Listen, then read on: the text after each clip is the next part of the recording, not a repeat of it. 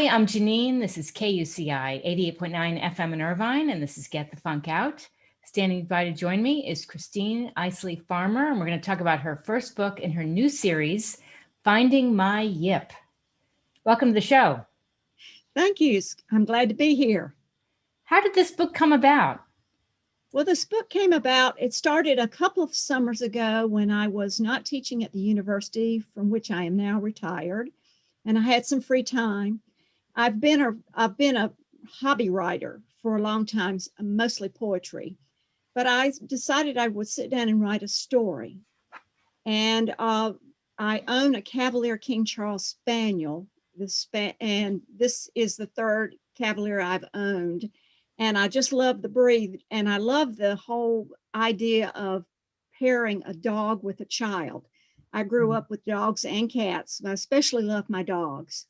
So, and my background is singing and teaching voice. I read that. So the whole idea was to bring in music in the story because I feel like I'm an expert in that field, or of a sort in that field.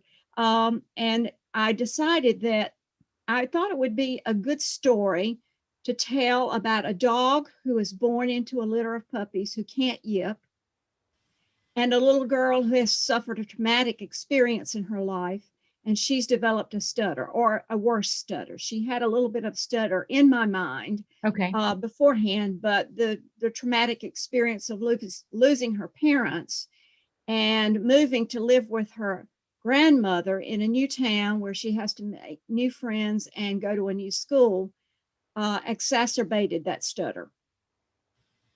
It's really an incredible story you came up with.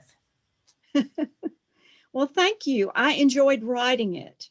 It was challenging because when you write a story for a stuttering child, you have to be able to write the stutter too. So, did you have a stutter as a child, or did you know somebody with a stutter?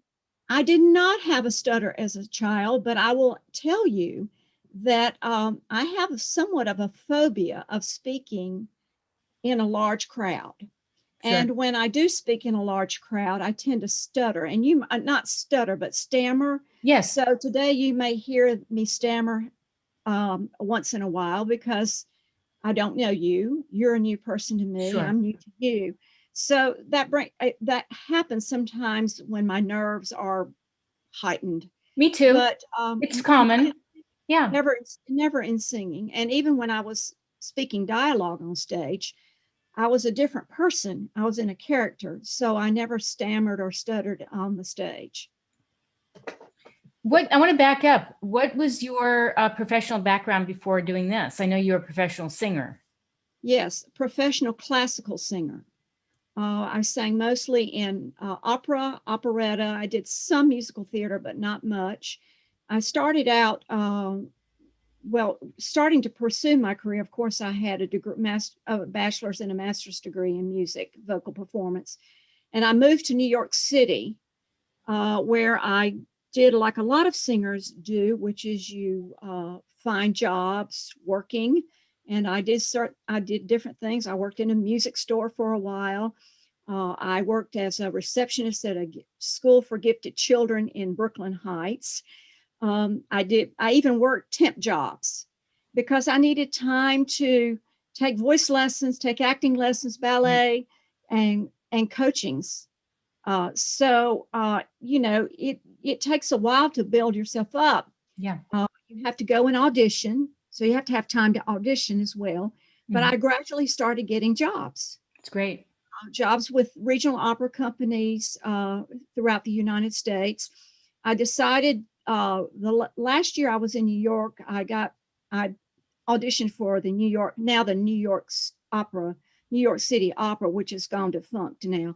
But I auditioned for them, and actually they said, "Are you sure you want this? But we'll offer you a job in the chorus." And I took it because it was a good salary, and I wanted to save that money and go to Europe and audition. So that's what I did.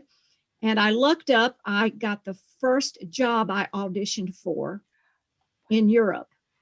You have to sing for an agent there, and then the agent sends you around. And I ended up in Innsbruck, Austria. Everybody knows that's the Olympic city. It's just beautiful.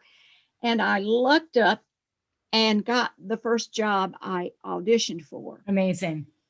So I stayed there for a while, and then I also guested in England and Ireland. I came back to the United States and sang. Mm-hmm. So that was how my professional singing career went.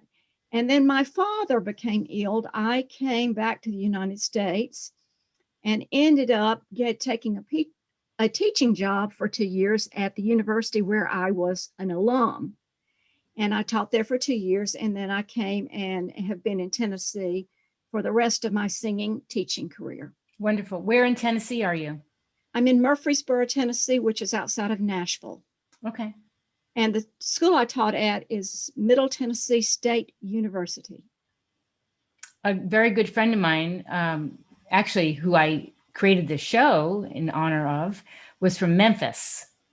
Oh, and was she teaching or working? No, well, she I think she went to the University of Memphis, which I think she was born in Florida, grew up in Memphis, and at one point worked for FedEx.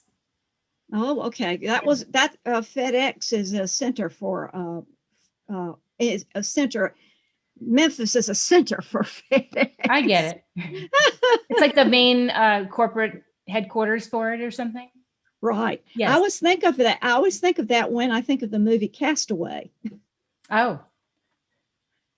Because was that where the movie was based? I think that was when he flew to the center, that was Memphis. And then he took the flight that crashed. Mm-hmm. And he was a castaway for quite a while. See. Yeah. Did you paint that picture behind you? No, my husband painted that. Oh, this is a picture of my second Cavalier, Trevor.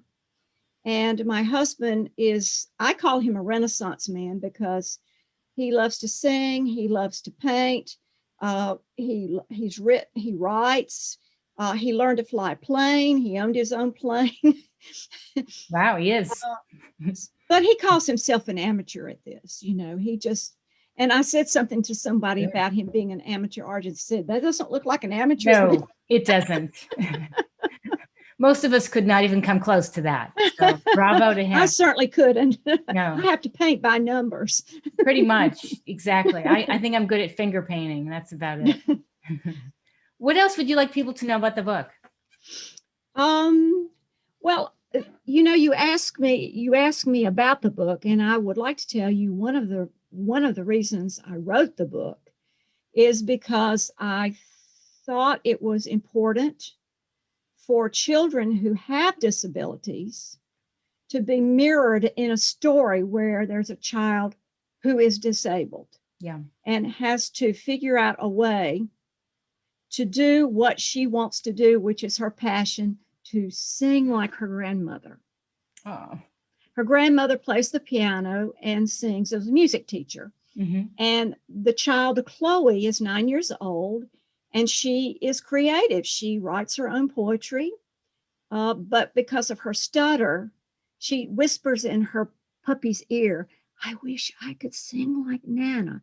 And bringing together a story where a puppy cannot yip and a child who wants to be able to sing like her Nana is a strong bond. Mm-hmm. So I wanted to write a story which shows the bond between a child and her pet.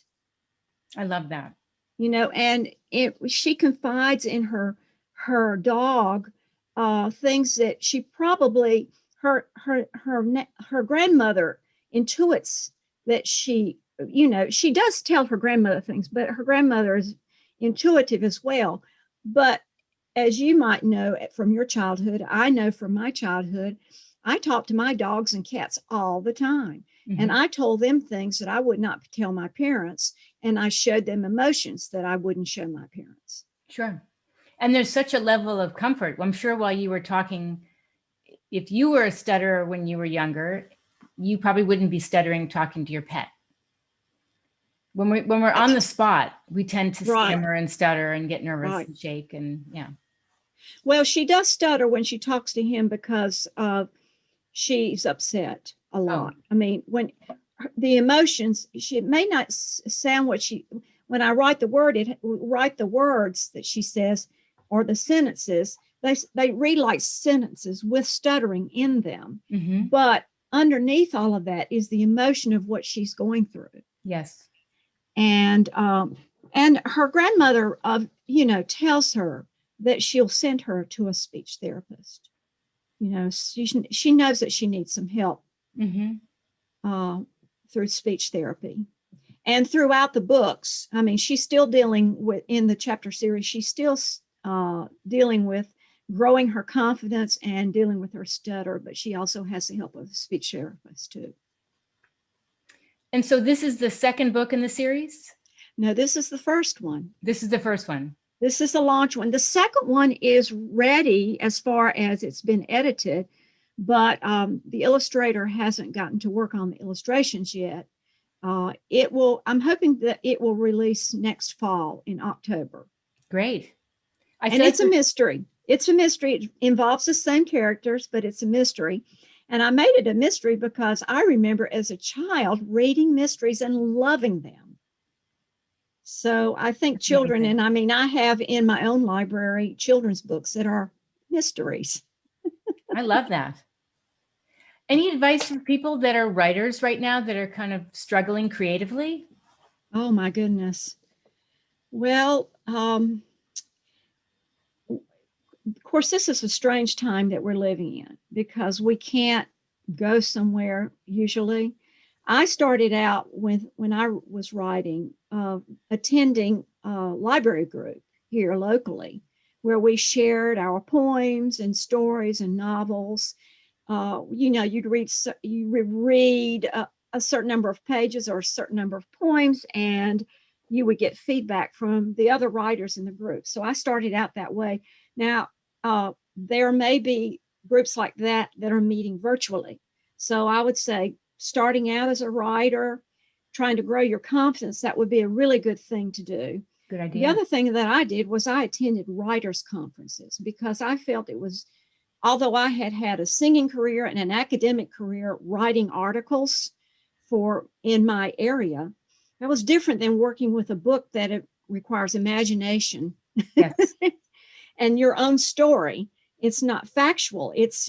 So I went to writers' conferences and met people who were writing and were presenters and talked to other writers who were in conferences with me. So I think that's a great way to get started. And, with writing, I think a writer will guilt trip him or herself a lot if she doesn't write every day. And, inspiration doesn't always come when you ask it to. Sometimes you have to mull it over, think about it. And for me, I think you have to find what you enjoy doing. Like I like to walk. I'm a hiker and a walker. So you are too? So a lot of times I go outside and I walk and I'll get ideas for poems, or I'm thinking about a story and a particular storyline. Mm-hmm. I feel like I'm dammed up here. I can't get through that dam that's built. Mm-hmm. And sometimes just getting away and not thinking about it, but being outside stimulates, because it's in the back of your mind anyway, stimulates you. And you will say, oh, I've got an idea now. Yes. So those are things that I can recommend for writers to do. I think that writers write different ways. I was saying that I heard an NPR interview once where a writer was talking about there are two types of writers. There are architects that build from the foundation and they build up and they've got the whole scheme of the building. They've got their whole floor plan, so to speak, or building plan in sight before they write. But then there are others that are gardeners, and I'm a gardener. Yes, me too. I like to throw the seeds out in the yard and just let them grow. Yes, I kind of go like this. And then, you get surprised. Yeah. Yes. Mm-hmm. I mean, you've got a story in mind, but how does it go forward? Exactly. Or some people, and I think both work. Oh, I think so. And I think you should be open to different ways of doing it. Like I also was envisioning having a blank canvas and taking different colors of paint and just throwing it at the canvas and seeing what shapes evolve, and then going with that and using your imagination to kind of create something. That's how I create. That's great. So you actually do that with paint? No, I would, but that's. Oh, you would? Okay. I like that process. Like, I actually want to get a big canvas and do that because I like the unexpected, the not planning.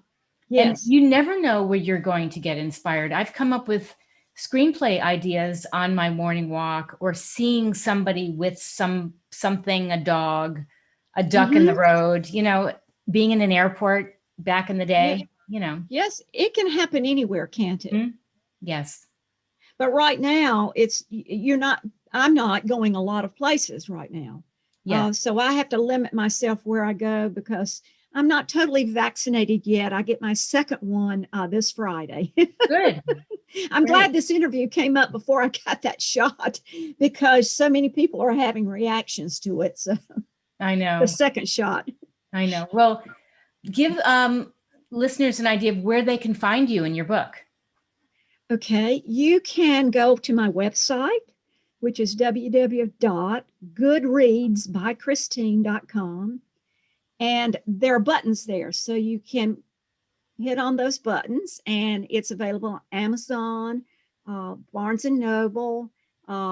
It's also Indie Books and Bookshop for those who like to shop independently, independent stores. So it's available there.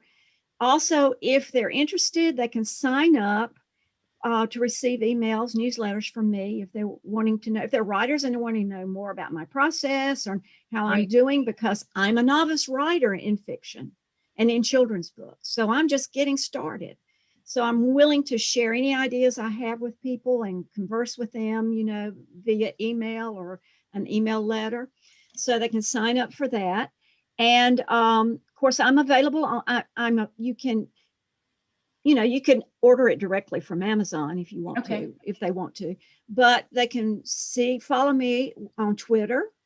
My Twitter handle is Christine Isley, #2, at the two number. Okay. Follow me on Instagram at Isley Notes. And my Facebook professional page is Christine Isley-Farmer, author. And Isley spelled Isley. Fantastic. And I like how you say you're just getting started. So I'm just getting started. This is new to me. It's wonderful. Congratulations. Thank you so much. It's been wonderful chatting with you. Well, it's been wonderful chatting with you as well. And I appreciate you taking the time to ask me these questions. And I'm very enthusiastic about what I'm doing, as you can see. It shows. And that's great. It's wonderful. Big accomplishment. And I wish you well as well. Thank you so much. I wish you as well, too. Thank you so much.